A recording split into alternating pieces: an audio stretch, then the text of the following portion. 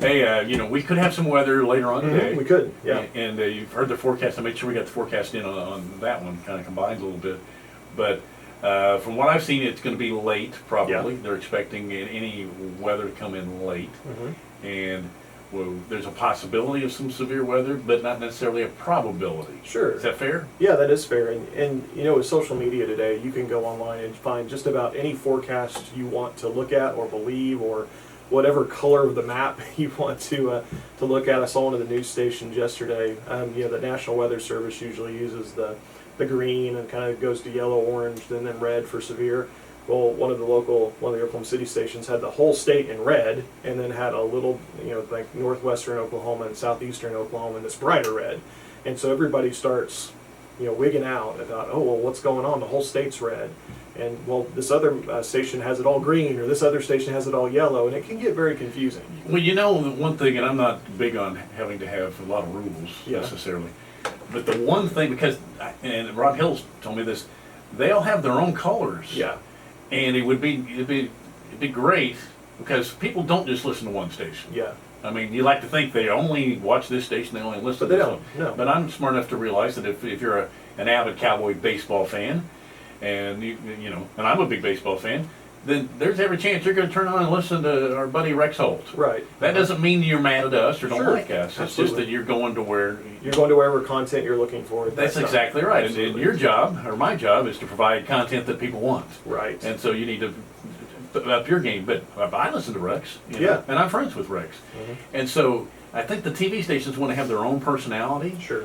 But it is confusing. If they had their own, if there was a uniform color scheme, it would make it easier for simple people like me. Well, it would. And we have a lot of people who are, that have valid fears and concerns about weather, phobias about weather. Yeah. And so when you can consume all of that information, it can cause issues. And I've got Jackie here with me right now, and we'll have Andrew join us here in a little bit, but Jackie's our Director of Operations at Central, and part of his role is to kind of plan for days like this, and to look into the future and say, okay, we're expecting, ice or snow here, or we're expecting, storms here, high winds, whatever the case may be, and plan for those kind of things. And when you have several different sources coming at you, you have to, kind of manage what you look at. And so I know we use the National Weather Service a lot at Central as a just kind of that one common source to say, okay, it's a government entity. They're, hopefully you think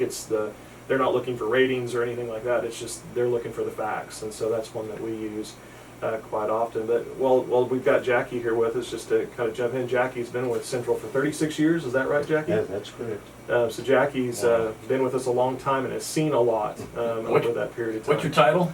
I'm Director of Operations. You are? Yes. So what the forecast is then? Well, we look at it, and we also get updates from the statewide, and we're looking at possible high winds and hail tonight and thunderstorms.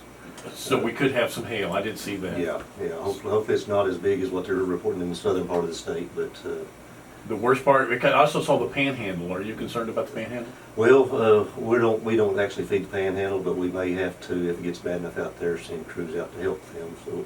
Okay, well that's interesting to know too. Well, and that's Jackie. That's something that might be interesting for the listeners to hear about is mutual aid, and that's something that the cooperative culture really values is helping our fellow co-ops. And you've been on mutual aid trips, several over your careers. Why don't you share what it's like to go and help somebody out in the Panhandle or even another state? You've been out of state before on trips. Oh yeah, it's something that it's kind of in the I guess DNA of linemen and utilities. It's we work together to provide the service for our members. When you go to help these other co-ops, and it's something it's very rewarding to know that you're helping somebody that's in need, and also just the people that when you get there, how much they appreciate it is rewarding. We work through our statewide and also national level for request this mutual aid when we need it. We've sent crews to Louisiana, Alabama, Arkansas, Kansas here in the state. We had crews that was down on Katrina, when that happened. Did you go? Yes, I did. I spent 3 weeks in Louisiana. So. I'm just guessing, but I'm guessing you still have friends there from that experience. Yes, yeah, we do. There's a few kind of keeping contact. Because you've been with. through, I mean, you've been Yes. through the battles together. Oh yeah, and it's unbelievable how when you have in one camp that we was in, had over 1,000 men there and women from different co-ops, and they just come together, work together, and restore power, and do it without anything really in return. So Did you go recently to the Carolinas? no, we actually had crews that was prepared to go. When it came down to it, they said they didn't need us. Okay. I asked that because I remember seeing some of the coverage out of Oklahoma City, and I think they had a crew go. Yeah. And they talked about how they were excited about it, but also nervous because they didn't know what was waiting for them when they got there. And you've experienced that. Oh yeah, you go into something that you have no idea what's. You don't know if there's going to be access to anything. You don't know if there's going to be, especially in a hurricane situation, high waters you're going to have to deal with, or how much devastation there is. It's just it's a scary thought, but you're also anxious to get there and help these people out. Wow. So Jackie, on a day like today where we're forecasted to have high winds tonight, hail, hopefully no tornadoes, but there's a low chance of that tonight as well. What are you and your team doing today to make sure that we're ready for any outages that might happen tonight?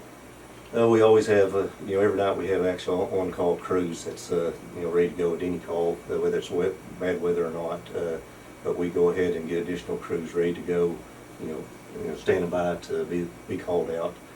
We have a outage response team that if it gets severe enough that we call in, that's made up of administrative people. They have specific jobs that perform when it really gets to be a devastating incident. What's our timeline tonight?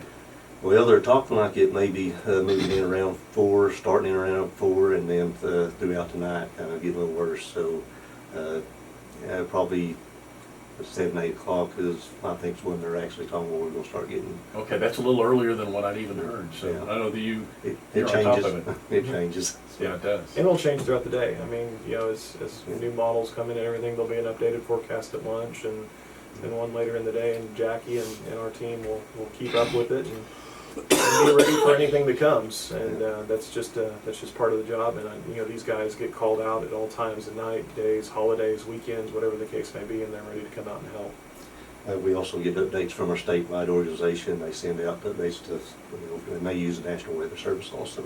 Yeah, and you work closely with Rob Hill, I imagine, right? Yeah, we stay in contact with Rob and all of our municipalities and partners around us, other co-ops. We keep in contact with them.